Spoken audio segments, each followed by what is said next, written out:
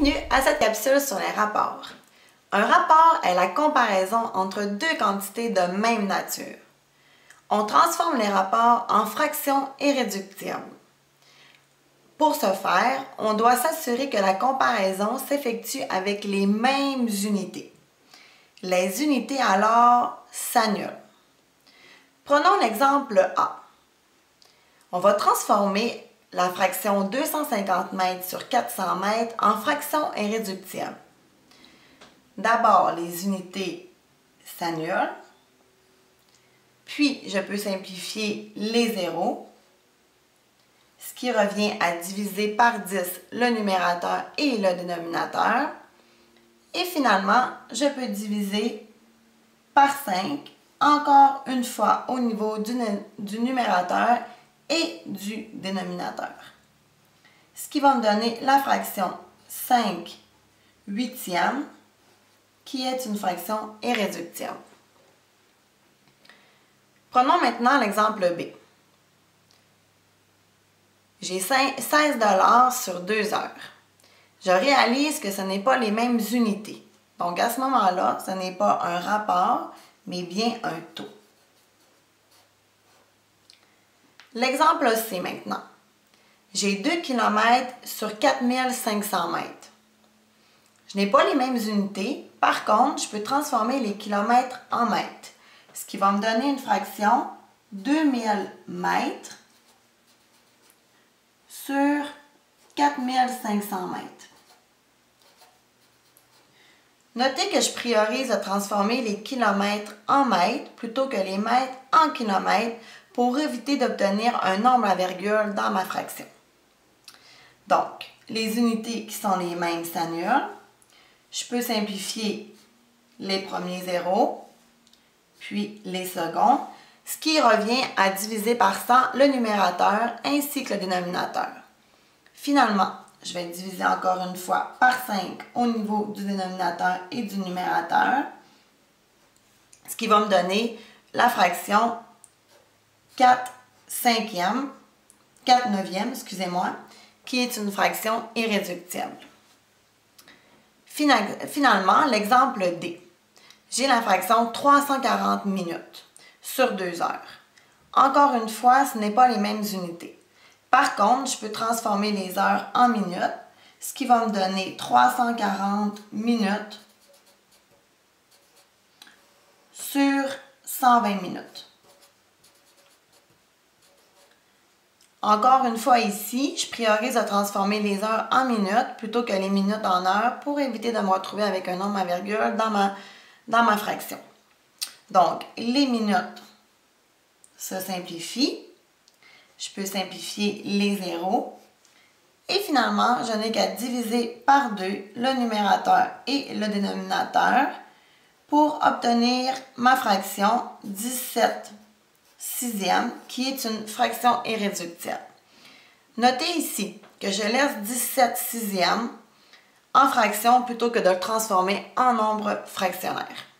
Prenons un autre exemple. La taille de Simon est de 180 cm et celle de sa sœur est de 1,2 m. Le rapport entre la taille de Simon et celle de sa sœur est... Premièrement, je remarque que les deux données n'ont pas les mêmes unités. Donc, je vais transformer le 1,2 m en centimètres, ce qui va me donner 120 cm. Donc, le rapport entre la taille de Simon et celle de sa sœur sera de 180 pour 120. Notez que puisque je parle de Simon en premier, je vais mettre la donnée de Simon en premier dans mon rapport, puis en deuxième, la donnée de la sœur de Simon. Il y a 3 façons d'écrire un rapport. Premièrement, je peux écrire un rapport avec 2 nombres. Donc, je vais placer la donnée de Simon en premier et je vais faire une fraction en plaçant au dénominateur la donnée de la sœur de Simon. Maintenant, puisque j'ai mis en forme de fraction le rapport, je dois m'assurer que ce soit une fraction réduite. Donc, je vais simplifier les unités. Elles vont s'annuler. Je vais simplifier les zéros, ce qui revient à diviser par 10 le numérateur et le dénominateur. Et finalement, je vais diviser par 6, encore une fois, autant au niveau du numérateur que du dénominateur, ce qui va me donner la fraction 3/2. Bien entendu, c'est une fraction simplifiée. Maintenant, la deuxième façon d'écrire un rapport est en nombre décimal. Un nombre décimal est un nombre à virgule. Donc, je vais de nouveau réécrire la fraction 180 sur 120. Il faut savoir que la ligne dans une fraction correspond à une division. Donc, je vais diviser le nombre 180 par 120, ce qui me donne 1,5. Donc, dans le problème, cela signifie que la taille de Simon est 1,5 fois celle de sa sœur.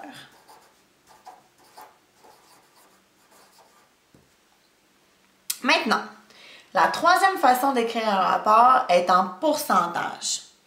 Pour ce faire, je vais procéder en créant une proportion et par la suite, je vais faire un produit croisé pour trouver le résultat. Donc, d'abord, je vais réécrire ma fraction 180 sur 120 et je vais créer une proportion en mettant sur la deuxième fraction le dénominateur 100. Pourquoi le dénominateur 100? Parce que je recherche un pourcentage et un pourcentage, c'est toujours sur 100.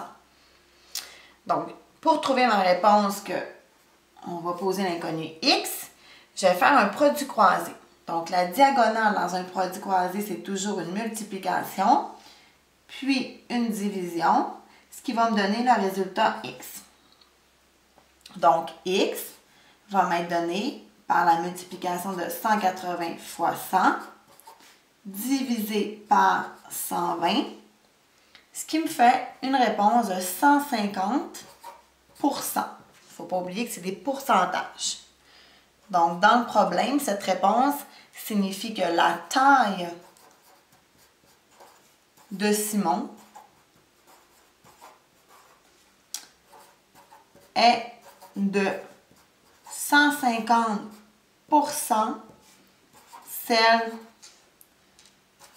de sa sœur. Ce qui met fin à cette capsule sur les rapports. À une prochaine capsule!